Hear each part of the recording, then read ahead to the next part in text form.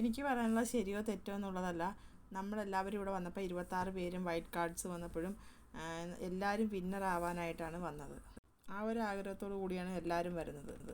ആ 50 ലക്ഷം രൂപ നേടാൻ വേണ്ടിയിട്ട് വന്നു പോയവർക്കും വിഷമമുണ്ടായിരിക്കും, നമുക്ക് കിട്ടിയില്ലല്ലോ, കുറച്ചെങ്കിലും കിട്ടേണ്ടതായിരുന്നെന്ന്.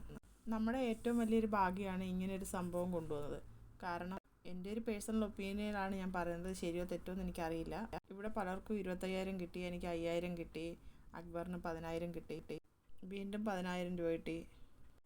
നമ്മൾ ഈ 89 ദിവസം എല്ലാവരും പോട്ടെ, എല്ലാവരും നല്ല രീതിയിൽ എഫേർട്ട് എടുത്താണ് ഇവിടെ നിൽക്കുന്നത്. ആരും മാറിയിരിക്കോ, ടാസ്കിൽ പങ്കെടുക്കാതിരിക്കോ ഒന്നും ചെയ്തിട്ടില്ല. പിന്നെ വിന്നറാകുക എന്നുള്ളത് അത് നമ്മുടെ ഭാഗ്യം പോലെ ഇരിക്കും. നമ്മൾ പറഞ്ഞ പോലെ PR-ൻ്റെ ആയിരിക്കാം, അല്ലെങ്കിൽ പ്രേക്ഷകർ ഇഷ്ടപ്പെട്ട് വോട്ട് ചെയ്തതായിരിക്കാം. 50,000, 5 ലക്ഷമായാലും 10 ലക്ഷമായാലും കിട്ടാനുള്ളവർക്ക് കിട്ടും. പിന്നെ ഈ പറഞ്ഞ പോലെ ഞാൻ പറയുന്നത്, നമ്മളിപ്പോൾ 8 പേരുണ്ട്, 8 പേർക്കും കുറച്ച് എമൗണ്ട് കിട്ടിയത് നമ്മുടെ ഭാഗ്യമായിട്ട് ഞാൻ കരുതുന്നു. എനിക്ക് കിട്ടിയില്ല എന്ന് നെവിൻ വിളിച്ച് പറയുന്നു, അത് നിൻ്റെ കയ്യിലിരിപ്പുകൊണ്ടാണെന്ന് അനുമോൾ പറയുന്നു.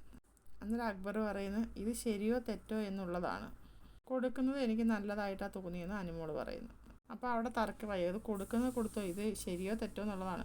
അപ്പോൾ അനുമോൾ പറഞ്ഞു, ബിഗ് ബോസ് അല്ല വിന്നറാക്കുന്നത്, 50 ലക്ഷം രൂപ വിന്നറിനുള്ളതാണെന്ന് എനിക്കറിയാം. അതാ നേരത്തെ ചേട്ടൻ പറഞ്ഞ പോലെ ഫസ്റ്റ്, സെക്കൻഡ്, തേർഡ് ഫൈനലിൽ 5 പേര് വരുന്നുണ്ട്. അതിൽ ഒരാൾ മാത്രമേ വിന്നറാകത്തുള്ളൂ. അപ്പോൾ എല്ലാവർക്കും ഇച്ചിരി കിട്ടിയത് നല്ലതെന്ന് തന്നെയാണ് എൻ്റെ ആഗ്രഹമെന്ന് അനുമോൾ പറയുന്നു. അപ്പോൾ അടുത്തൊരു ലൈവ് അപ്ഡേറ്റുമായിട്ട് ഞാൻ വരാം. എല്ലാവരും എൻ്റെ ചാനലൊന്ന് സബ്സ്ക്രൈബ് ചെയ്യണേ, സപ്പോർട്ട് ചെയ്യണേ.